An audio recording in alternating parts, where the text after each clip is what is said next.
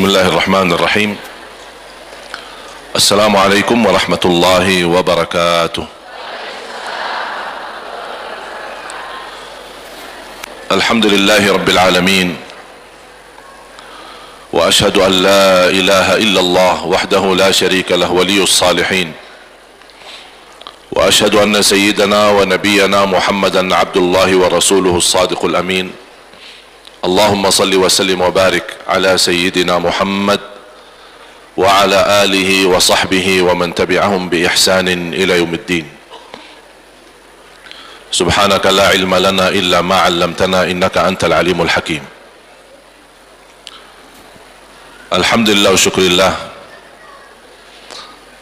atas nikmat yang pertama Islam dan iman. Nikmat Islam iman merupakan nikmat yang amat besar, dan kita sebagai orang muslim muslimah belum mampu mensyukuri nikmat yang terbesar, nikmat Islam dan iman. Nikmat yang kedua, nikmat umur. Sebagaimana bersabda Rasulullah sallallahu alaihi wasallam, ni'mal abdu salih man tala umuruhu wa hasuna amaluh. Sebaik-baik hamba Allah yang salih, yang panjang usianya, baik pula amalannya. Sebaliknya seburuk-buruk hamba yang panjang usianya tapi na'udzubillah buruk amalannya. Berarti umur itu menjadi modal besar. Tapi sayang sekali dengan umur ini ternyata banyak manusia yang akan merugi di hari kiamat, karena mereka tidak menghargai usia, umur, waktu yang diberi oleh Allah Subhanahu wa taala.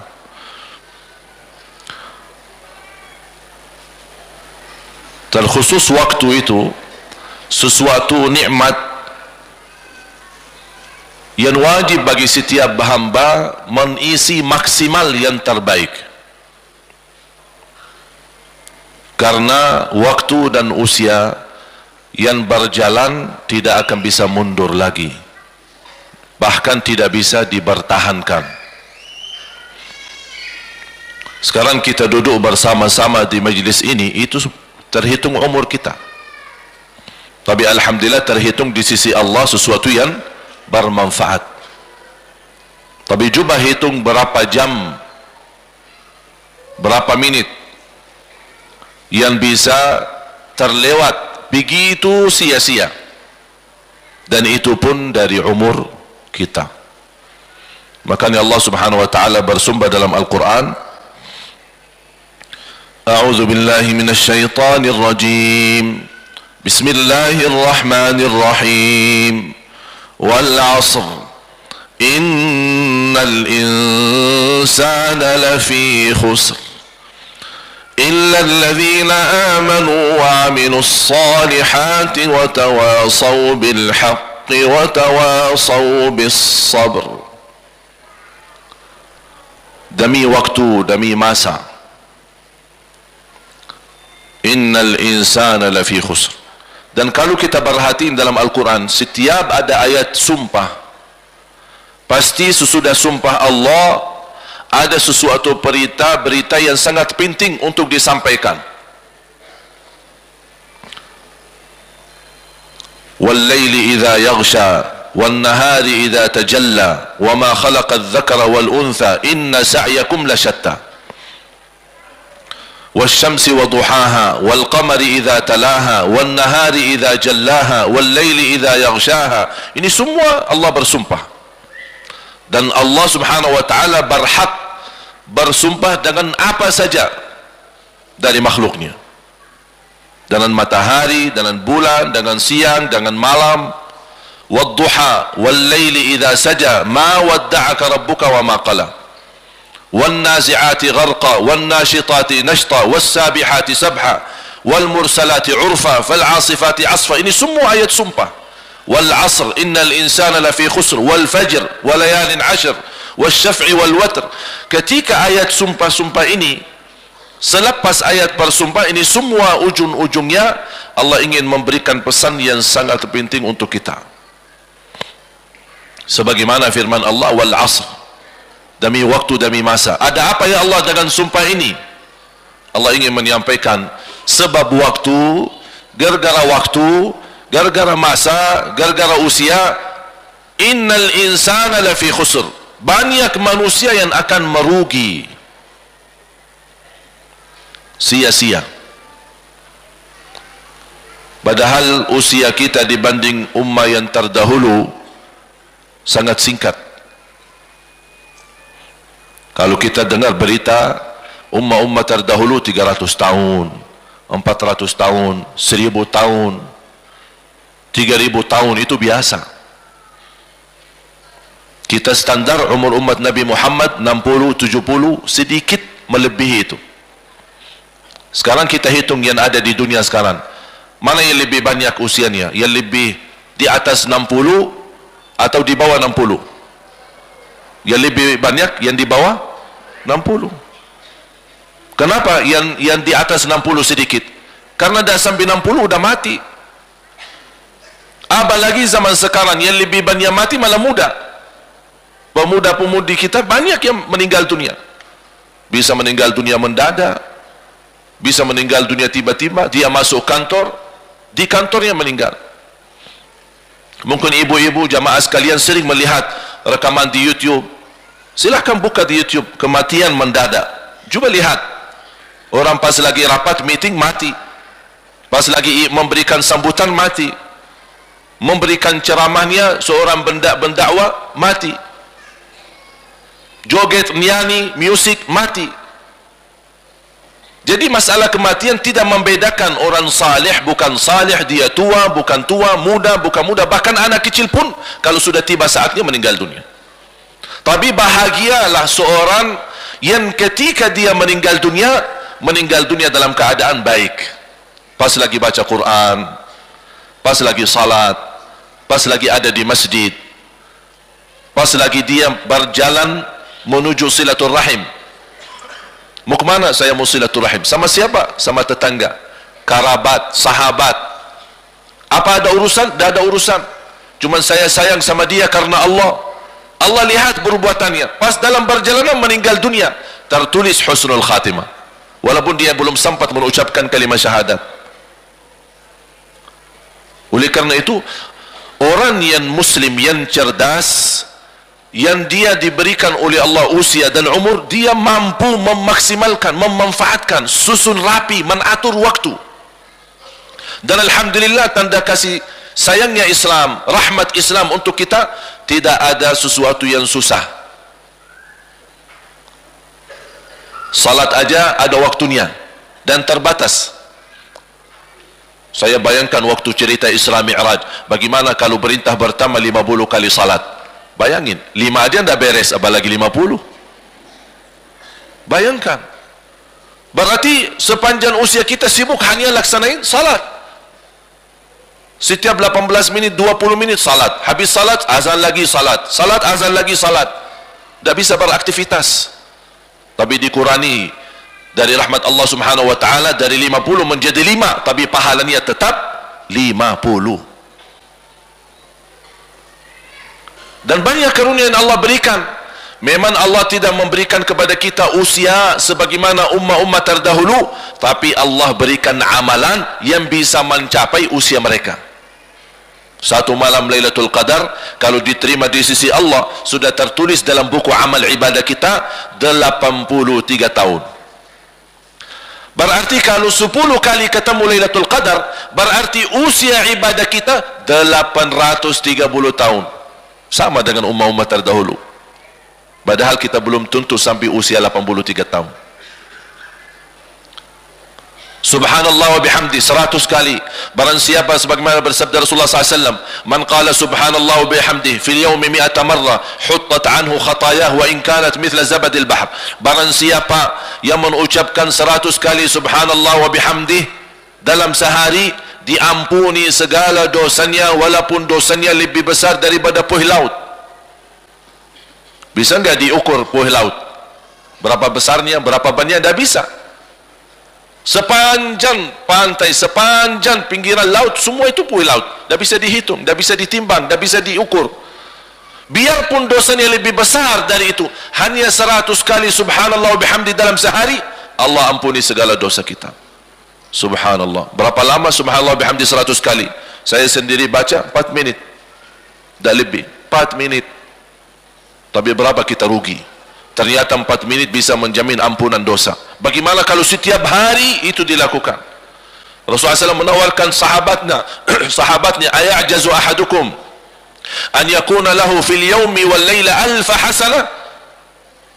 Apakah ada yang punya keinginan memiliki 1000 kebaikan dalam sehari? Sahabat bertanya, siapa yang tidak mau? Mau kami ya Rasulullah, 1000 kebaikan dalam sehari. Ucapkan subhanallah 100 kali, dapat 1000 kebaikan. Hanya subhanallah, subhanallah, subhanallah, subhanallah, subhanallah, 3 menit, tak lebih. Banyak kesempatan jamaah sekalian, di usia kita yang begitu singkat, yang begitu padat, yang begitu cepat, belum lagi kita belum tahu masalah kematian kita kapan. Ini hal yang biasa sederhana seperti zikir kepada Allah Subhanahu wa taala sangat membantu mencapai usia yang panjang, tapi dalam usia taat, walaupun dalam usia hitungannya tidak panjang. Inilah yang Allah maksud, innal insana lafi khusr.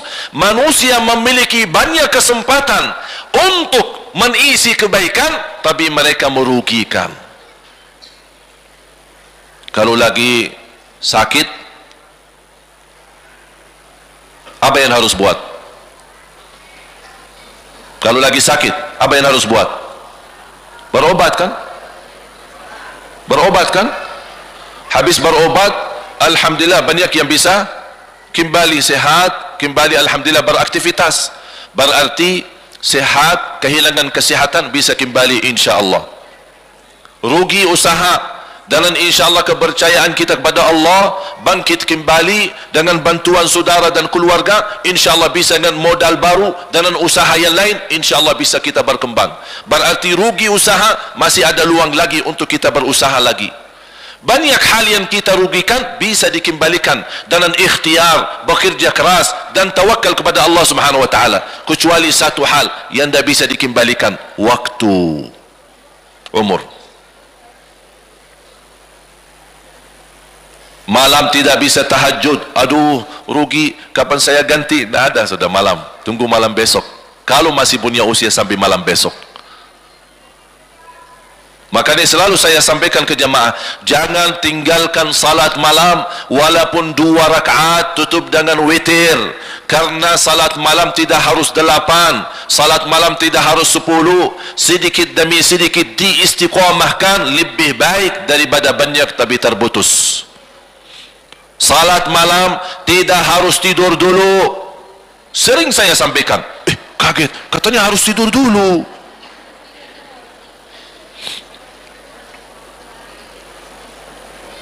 Kenapa tidak harus tidur dulu?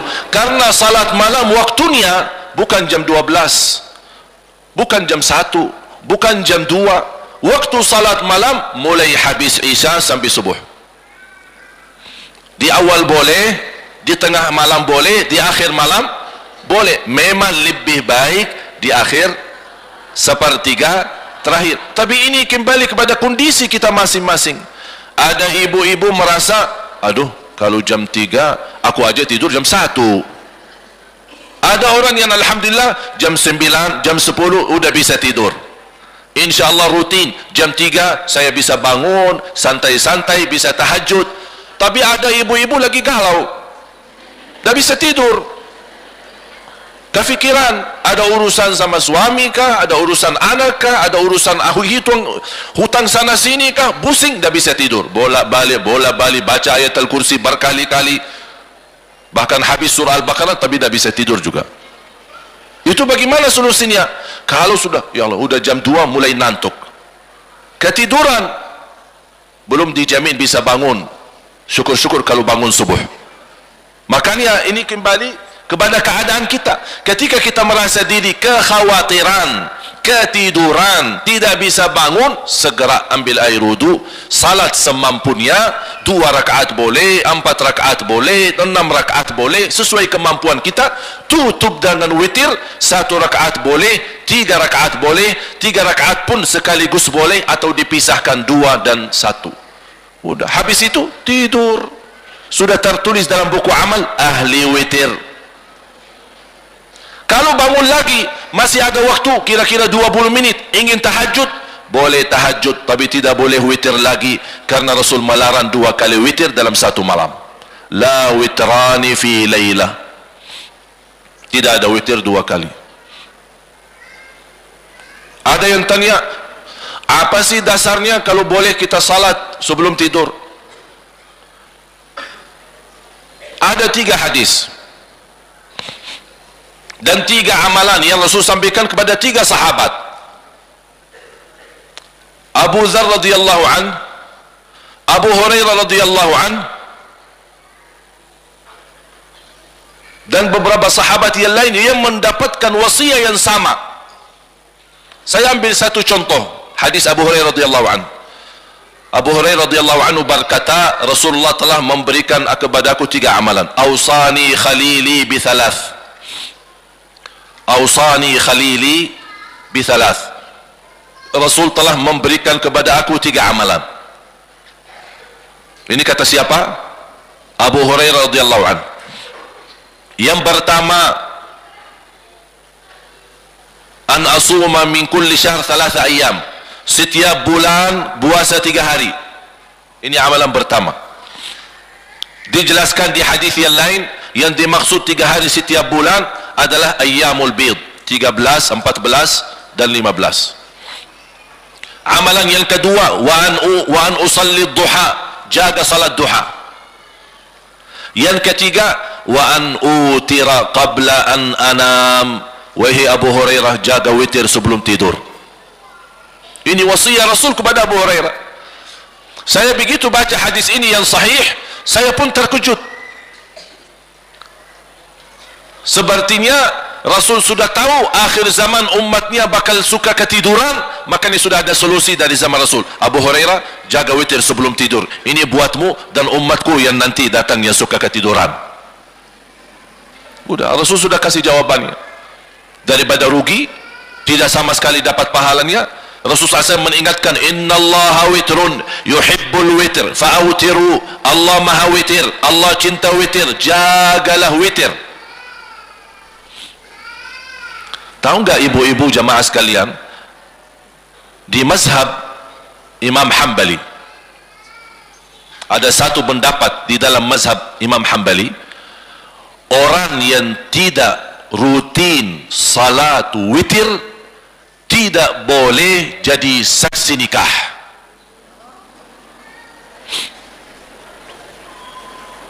Coba bayangkan, ini pendapat, bukan sepakat ulama ya, ini hanya pendapat. Tapi yang saya mengambil dari pendapat ini, di zaman Imam Ahmad bin Hanbali memang menjadi kebiasaan, witir itu kebiasaan. Bahkan menganggap orang yang tidak salat jamaah di masjid tidak sah jadi saksi nikah. Ada pendapat seperti itu dalam fikih.